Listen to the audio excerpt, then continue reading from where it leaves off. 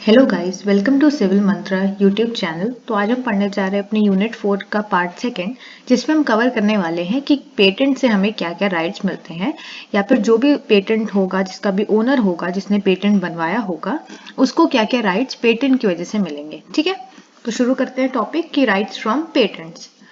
तो right from patents. So a patent owner has the right to decide who may or may not use the patented invention for the period in which the invention is protected.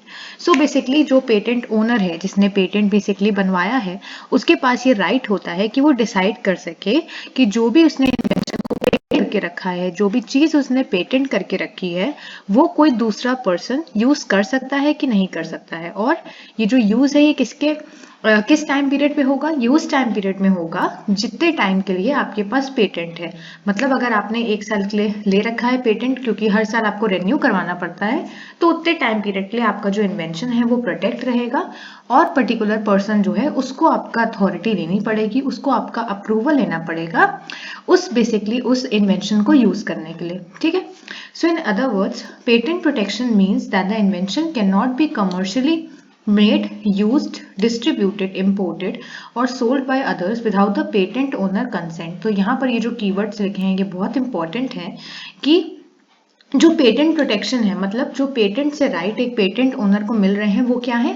वो ये है कि उसकी जो भी invention है, जो उसने पेटेंट से प्रोटेक्ट करके रखी है, ना तो कोई वो दूसरा पर्सन उसको बना सकता है, ना कोई दूसरा पर्सन उसको यूज कर सकता है। वो जो इन्वेंशन है वो कहीं और डिस्ट्रीब्यूट नहीं हो सकती है। साथ ही साथ आप उस इंफॉर्मेशन या फिर उस इन्वेंशन को इम्पोर्ट नहीं कर सकते हो और किसी दूसरे को बेच नहीं सकते हो। अगर आपको ये सब चीजें करनी है तो उस केस में आपको जो पेटेंट का ओनर है या फिर जिसने उस पेटेंट को करवाया है, उससे आपको उसका कंसेंट, उसका अप्रूवल लेना पड़ेगा। उसके कंसेंट के बिना आप ये सब काम नहीं कर सकते हो। ठीक है, तो यही होते हैं मेरे राइट्स फ्रॉम पेटेंट्स जो पेटेंट ओनर को मिलते हैं। ठीक है, नेक्स्ट है मेरा right and obligations of a patent owner. तो इसमें देखते हैं कि जो राइट्स होती हैं या फिर जो ऑब्लिगेशंस हैं पेटेंट ओनर की, वो क्या होती है।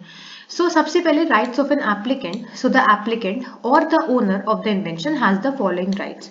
तो जैसा हमने देखा कि जो एप्लीकेंट है या फिर जो इन्वेंटर है या फिर जो ओनर है, मेरा पेटेंट ओनर, उसके पास क्या राइट है? उसके पास ये राइट है कि उसके परमिशन के बिना कोई भी उसका जो इन्वेंशन है उसको यूज नहीं कर सकता, उसको कहीं पर सोल्ड नहीं कर सकता है, उसको कहीं डिस्ट्रीब्यूट नहीं कर सकता है, ना उसको यूज कर सकता है। ठीक है, इसके साथ साथ और क्या होती है? So to be granted the patent where the relevant requirements are fulfilled after the grant of the patent and within the limits defined below to preclude any person from exploiting the patented invention in the manner referred to in section 53 and to conclude license contracts as provided for in the act।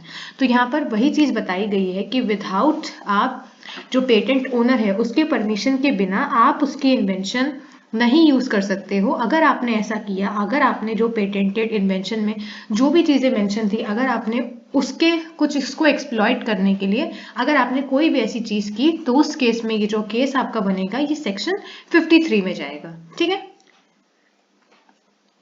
Next है मेरा obligations. So the applicant और the owner of the invention has the following obligations. अब ये obligations क्या है तो देखते हैं। So to disclose the invention in a clear and complete manner and in particular to indicate at least one mode for carrying out the invention in accordance with the requirements and subject to the sanctions applicable under the act।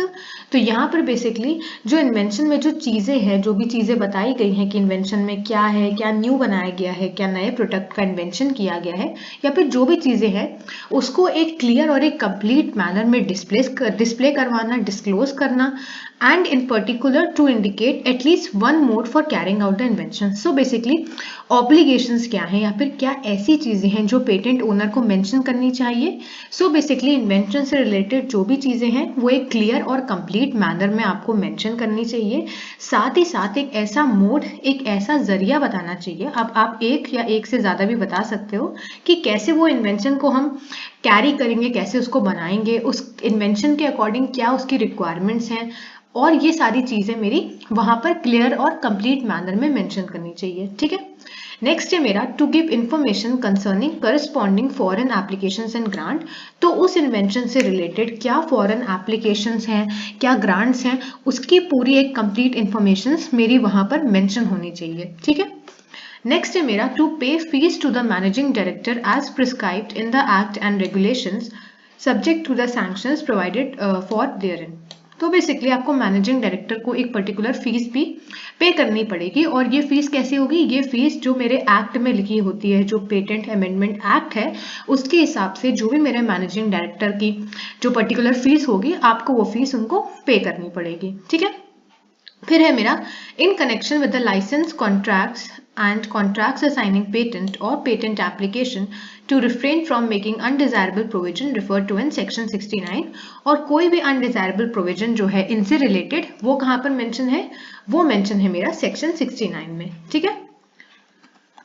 फिर है rights of owner of a patent. तो अब हम लोग deep में पढ़ते हैं कि क्या क्या राइट एक पेटेंट ओनर को मिलते हैं। So the owner of the patent has the right to preclude any person from exploiting the protected invention by any of the following acts। तो बेसिकली यहाँ पर क्या बताया गया है कि अगर आपकी इन्वेंशन जो है, अगर किसी दूसरे पर्सन ने उसको एक्सप्लॉइट करने की कोशिश की है, तो उस केस में आप उस पर अलग अलग चीज़ों से आप उसको बेसिकली क्या कर सकते हो, आप उसको पनिश करवा सकते हो, प्रेक्ल्यूड करवा सकते हो। अब वो कौन कौन सी चीज़ें हैं, सबसे पहले है when the patent has been granted in respect of a product। तो सपोज करो कि आपका जो पेटेंट है वो ग्रांट कर दिया गया है। ठीक है।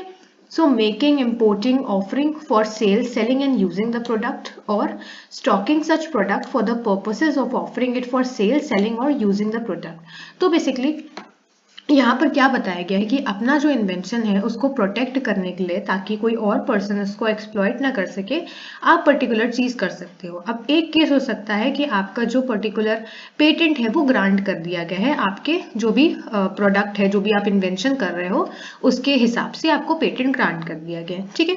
तो अगर किसी पर्सन ने उसको बनाने की कोशिश की, उसको इंपोर्ट किया, उसको सेल करा या फिर उस प्रोडक्ट को यूज करा, तो उस केस में आप उसको प्रेक्ल्यूड कर सकते हो। नेक्स्ट हो सकता है कि उस प्रोडक्ट से रिलेटेड किसी पर्सन ने चीजों को स्टॉक करना शुरू कर दिया, तो उस केस में भी आप उस पर्सन को प्रेक्ल्यूड कर सकते हो। ठीक है। तो ये फर्स्ट केस हो गया। सेकेंड केस क्या होता है, सेकेंड केस होता है when the patent has been granted in respect of a process. So basically यहाँ पर क्या था, यहाँ पर आपको पेटेंट मिल चुका है और आपका प्रोडक्ट तैयार है। ठीक है। इस केस में क्या है, इस केस में है कि आपका पेटेंट तो ग्रांट हो गया, लेकिन आपका जो प्रोसेस है उस प्रोडक्ट को बेसिकली बनाने का, वो अभी प्रोसेस में है, मतलब वो अभी शुरू हो रहा है या फिर इन प्रोसेस है, अभी वो फाइनल प्रोडक्ट बना नहीं है। ठीक है। तो यूजिंग द प्रोसेस और doing any of the act referred to in paragraph 1 in respect of a product obtain directly by means of the process. So basically अगर किसी ने उस प्रोसेस को यूज किया है या फिर इनमें से कोई भी एक्ट किया है कि उसको बनाने की कोशिश की है, इंपोर्ट करने की कोशिश की है, ऑफर करने की कोशिश की है, किसी को बेचने की कोशिश की है, या फिर उस प्रोडक्ट से रिलेटेड चीजों को स्टॉक करने की कोशिश की है, तो इन सभी केस में आप उस पर्टिकुलर पर्सन को प्रेक्ल्यूड कर सकते हो। ठीक है। अब है कि इन्फोर्समेंट ऑफ राइट्स की, जो पेटेंट ओनर को जो राइट मिल रही है वो कैसे कैसे इन्फोर्स की जाती हैं कि हाँ आपको ये राइट मिली हुई है। तो सबसे पहला मेरा आता है कि the owner of a patent has the right, कौन कौन सी right, to obtain an injunction to restrain the performance और the likely performance by any person without his authorization of any of the act referred to above. तो वही वाले acts यहाँ पर बताए गए हैं कि उसको मेक करना, जो मैंने पीछे बताया, उसको सेल करना, तो उस केस में आप वहां पर एक्शन ले सकते हो। नेक्स्ट है मेरा to claim damages from any person who having knowledge of the patent performed any of the acts referred to above without the owner authorisation. तो यहाँ पर बेसिकली ये बताया गया है कि आप सेकेंड जो राइट होता है मेरे उसके पास, पेटेंट ओनर के पास, वो ये होता है कि वो यहाँ पर डैमेज बता सकते हैं, किसी पर्सन के थ्रू हुआ हो। अब वो पर्सन जो है, हो सकता है कि उसको आपके पेटेंट की नॉलेज हो। अब सपोज करो, जब मैंने पेटेंट बताया था कि पेटेंट का जो एप्लीकेशन है वो फाइल कैसे करते हैं, तो हम लोग प्रोफेशनल्स के पास जाते हैं। ठीक है। तो अगर हो सकता है कि वो प्रोफेशनल्स जिनको नॉलेज है, उन्होंने कोई डैमेज पहुंचाने की कोशिश की हो अब जो ओनर है उसकी ऑथराइजेशन के बिना, तो उस केस में भी आप वहां पर एक्शन ले सकते हो। ठीक है। उसके बाद है आप कंपनसेशन भी ले सकते हो। So to claim compensation from any person who without who without this authorization, who किसके ऑथराइजेशन के बिना, बेसिकली पेटेंट ओनर के ऑथराइजेशन के बिना, performed any of the inventions claimed in the published application as if a patent had been granted for the invention, provided that the said person at the time of performance of the act had actual knowledge that the invention that he was using was the subject matter of a published application। तो basically यहाँ पर ये बताया गया है कि आप एक पर्टिकुलर पर्सन से वहां पर कंपनसेशन भी ले सकते हो अगर उसने ये सब चीजें की हैं। कौन सी चीजें? कि उसको आपके इन्वेंशन की आपको पूरा भरोसा है कि आपका जो इन्वेंशन है वो कहीं पर पब्लिश्ड एप्लीकेशन में यूज हो रहा है, ठीक है। या फिर received written notice that the invention that he was using was the subject published application, such application being identified in the said notice by its serial number। तो वही चीज है कि आपके पास एक रिसीव रिटन नोटिस मिली हो कि जो भी इन्वेंशन वो यूज कर रहे हैं वो आपने भी सेम यूज किया है, तो ये राइट्स मेरे किसके पास होते हैं? ये राइट मेरे पेटेंट ओनर के पास होते हैं कि वो अपना जो वर्क है, अपना जो इन्वेंशन है उसको प्रोटेक्ट करके रख सके, ठीक है। नेक्स्ट है मेरा right of a prior user. So a patent has no effect against any person hereinafter referred to as the prior user who in good faith for the purposes of his enterprise or business before the filing date or where the priority is claimed, the priority date of the application on which the patent is granted and within the territory where the patent produces its effect was using the invention or was making effective and serious preparation for such use, any such person has the right for the purposes of his enterprise or business to continue such use or use the invention as envisaged in such preparation। तो basically यहाँ पर ये बताया गया है कि जो patent है उसका कोई भी इफेक्ट नहीं पड़ता है एक ऐसे पर्सन पे जिसका जो जरिया है या फिर जिसका जो मोटिव है वो सही है। अब ये मोटिव क्या हो सकता है? ये मोटिव हो सकता है अपने बिजनेस को बढ़ाना या फिर अपने इंटरप्राइज को बढ़ाना। तो इस केस में क्या होगा कि जो भी आपका जो फिलिंग डेट है, जिस डेट में हमने पेटेंट को फाइल किया है उससे पहले अगर ये चीज हो जाती है तो वहां पर जो पेटेंट है वहां पर पेटेंट का कोई रोल नहीं होता है, ठीक है। उसके बाद है the right of the prior user may only be transferred और devolve together with his enterprise और बिजनेस और with that part of his enterprise और business in which the use और preparation for use have been made. और जो मेरा prior user है जिसको हम लोग कोई भी ऐसा पर्सन बोल रहे हैं जो पहले था, वहां पर क्या है कि उसके जो भी राइट्स हैं वो ट्रांसफर हो सकते हैं। जैसे हम लोग अभी आगे पढ़ेंगे वो राइट्स जो है वो ट्रांसफर हो सकते हैं।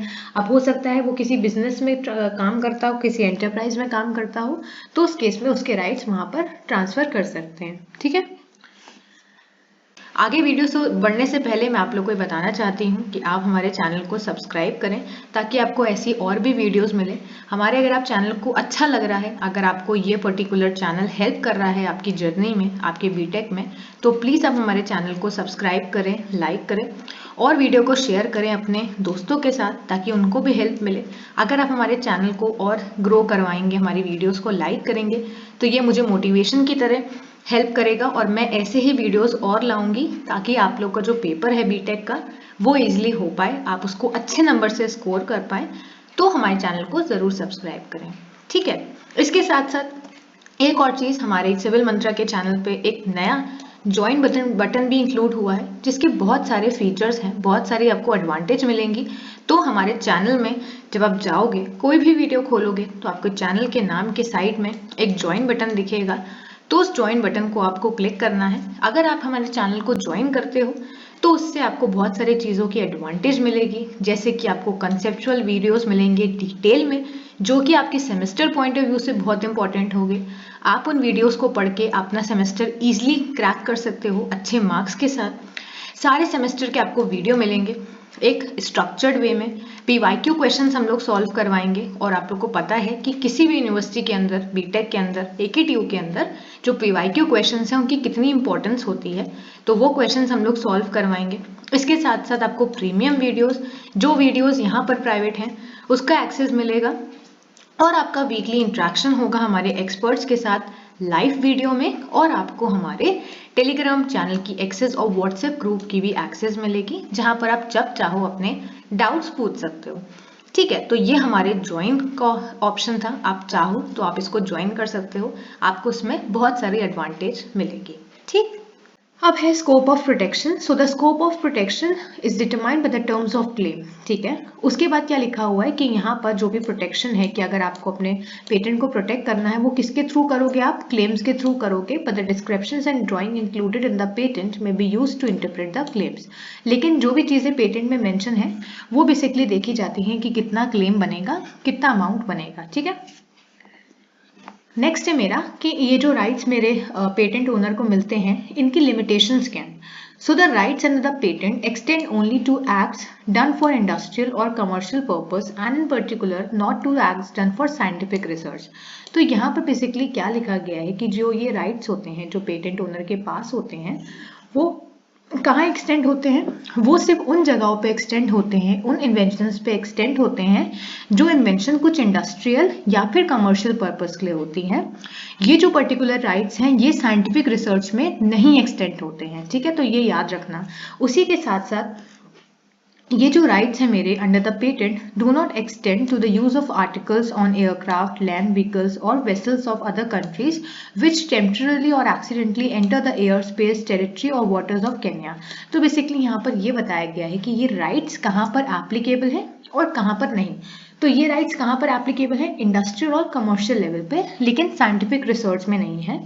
इसी के साथ साथ अब ये एयरक्राफ्ट में जो आर्टिकल्स का यूज होता है ये वहां पर भी एप्लीकेबल नहीं है, लैंड व्हीकल्स में भी एप्लीकेबल नहीं है, वेसल्स में भी एप्लीकेबल नहीं है, और कहाँ पर हो सकता है, ये कहीं पर भी इन सब जगहों पे एप्लीकेबल नहीं है। और साथ साथ जो एयर स्पेस है जो कि टेम्पररी या फिर एक्सीडेंटली की गलती से या फिर एक्सीडेंट के थ्रू किसी दूसरी टेरिटरी में पहुंच गई है, उस केस में भी ये मेरे राइट्स वहां पर एप्लीकेबल नहीं है। ठीक है, उसके बाद है the right and the patent are limited by the provisions of the terms of the patent. और जैसे मैंने बताया था कि पेटेंट के राइट जो पेटेंट ओनर को मिलते हैं वो लिमिटेड होते हैं जैसे जैसे मेरी चीजें पेटेंट में मेंशन होती हैं, जो जो प्रोविजंस मेरे पेटेंट में मेंशन होते हैं। ठीक है, फिर है मेरा the rights under the patent are limited by the provisions on compulsory licences for the reason of public interest or based on interdependence of the patent and by provision on state exploitation of the patented invention। तो यहाँ पर वही चीज लिखी गई है कि जो राइट्स होंगे वो किस पे लिमिट करेंगे, जो मेरे प्रोविजंस लिखे होंगे मेरे पेटेंट में। ठीक है, उसके बाद the rights of the patent do not extend variants और म्यूटेंट्स ऑफ लिविंग फॉर्म।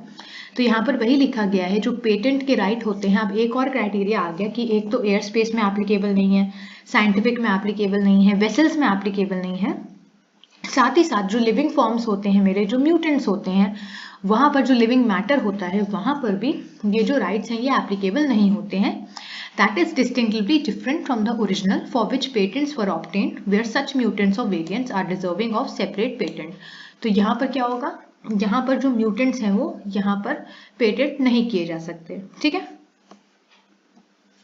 फिर है मेरा कि अगर किसी पर्सन ने इन्फ्रिंजमेंट कर दिया इस पेटेंट का तो क्या होगा। इन्फ्रिंजमेंट का मतलब क्या है, इन्फ्रिंजमेंट का मतलब है कि पेटेंट, सपोज करो कि पेटेंट में जो इन्वेंशन पेटेंटेड थी उसका आपने यूज कर लिया। ठीक है, तो ये क्या हुआ कि पेटेंट के अंदर जो भी टर्म्स ऑफ कंडीशंस थी आपने उसका इन्फ्रिंजमेंट किया है, आपने उसका विरोध किया है। तो उस केस में क्या होगा, आपने उसका वायलेशन किया। तो उस केस में बहुत से एक्ट बनाए गए हैं उस पर्सन को पनिश करने के लिए। ठीक है, So patent infringement means the violation of the exclusive rights of the patent holder। मतलब कि exclusive क्यों, क्योंकि कुछ ही जो rights हैं वो exclusively से patent holder को मिले हैं। क्योंकि patent holder कौन है, जिसने invention create करी, तो उसको कुछ exclusive rights मिले हैं।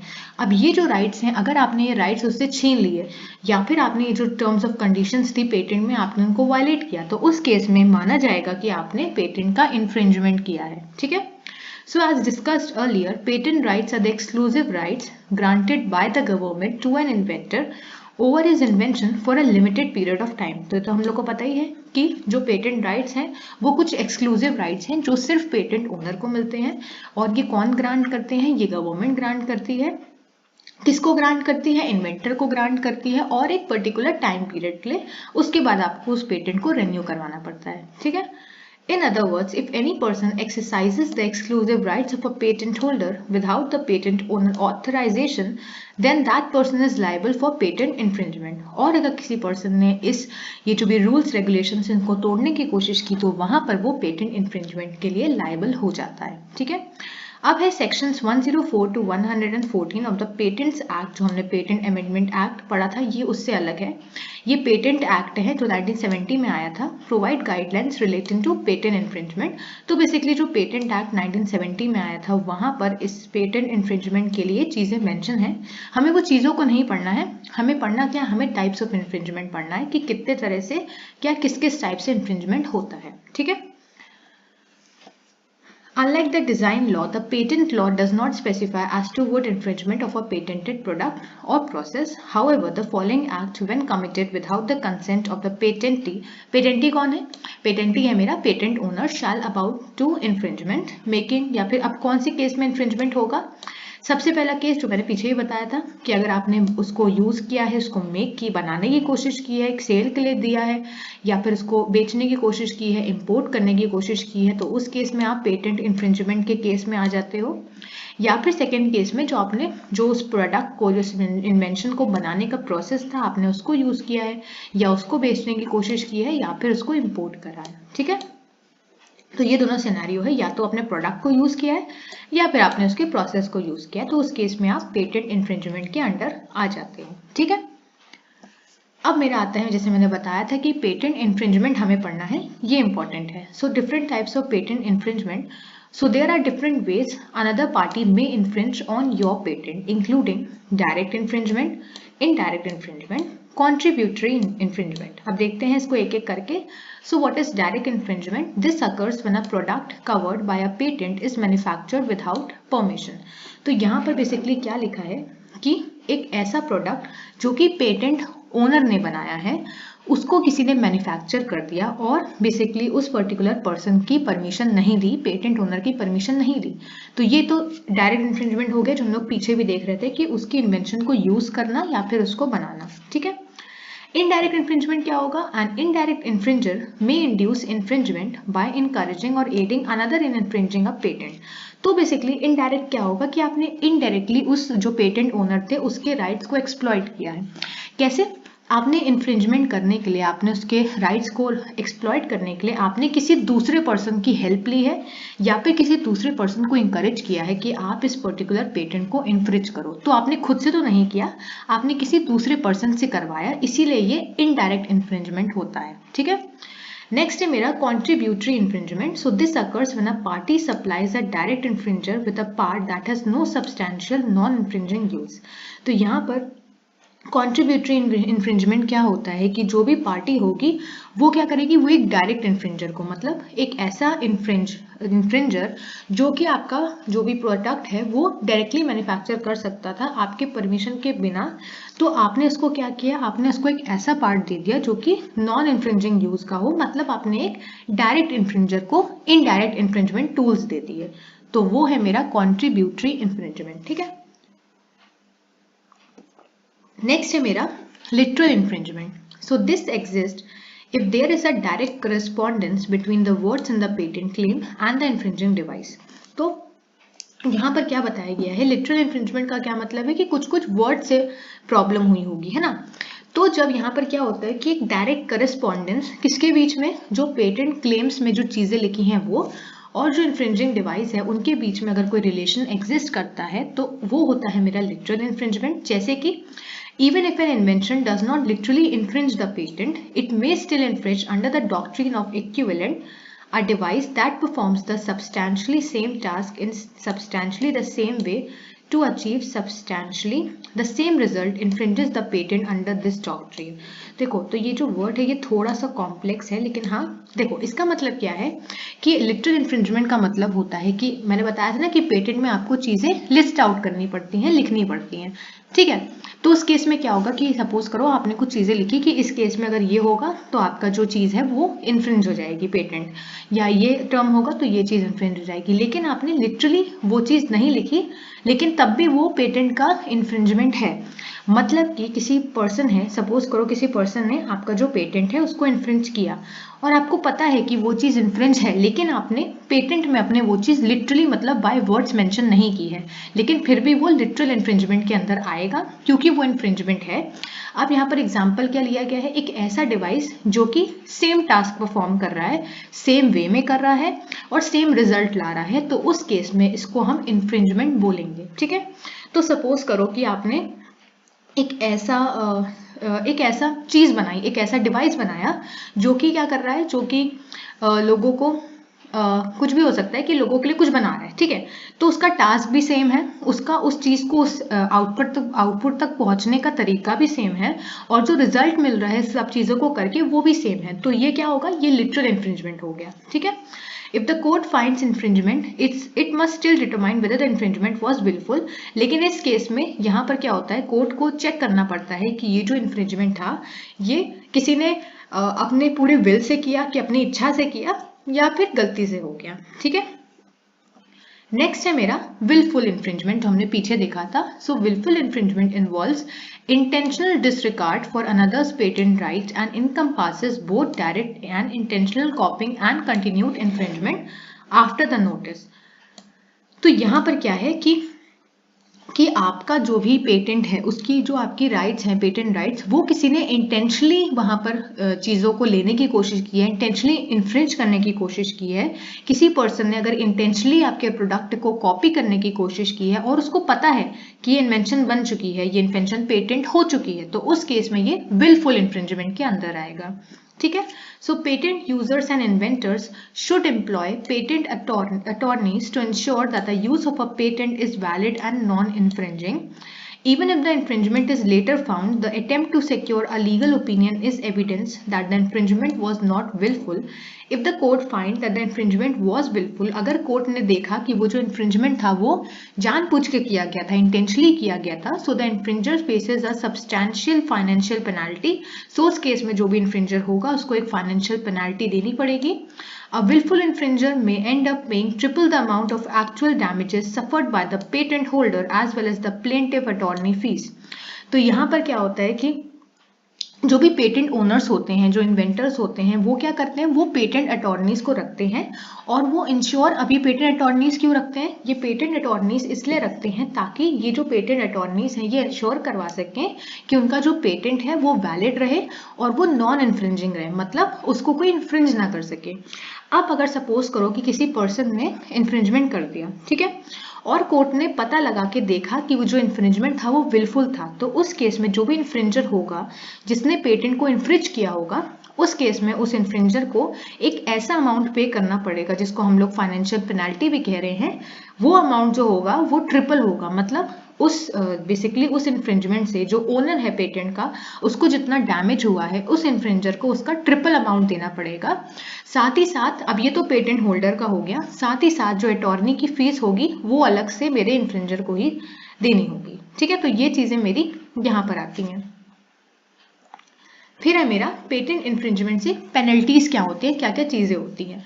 So when a court finds infringement, the infringer usually must pay damages to the patent holder, either in the form of actual damage or a reasonable royalty for the unauthorized use। तो जैसे मैंने बताया triple amount देना पड़ता है। So actual damages includes loss। अब यहाँ पर क्या हो सकता है, या तो एक्चुअल डैमेज के केस में उसको कंपनसेशन देनी होगी, पैसा देना होगा, या फिर रीजनेबल रॉयल्टी में।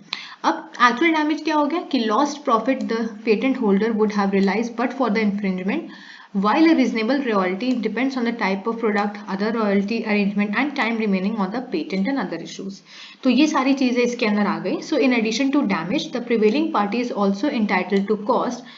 Cost include court filing fees and related litigation expenses। तो ये सारे expenses as a penalty मेरे infringer को देने पड़ते हैं। ठीक है, फिर है in addition to the infringing damage, a patent owner may stop the infringement, continue to produce infringing product। The court typically, as a matter of course, issues a permanent injunction after the infringer is held liable for violating the patent। In some instances, the patent holder will seek a preliminary injunction at the outset of the lawsuit where he or she can show no detriment to the public interest if the injunction is granted, a substantial likelihood of success on the merits of the case, and more compelling hardship for the patent holder if the infringer continues his or her activities while the case proceeds.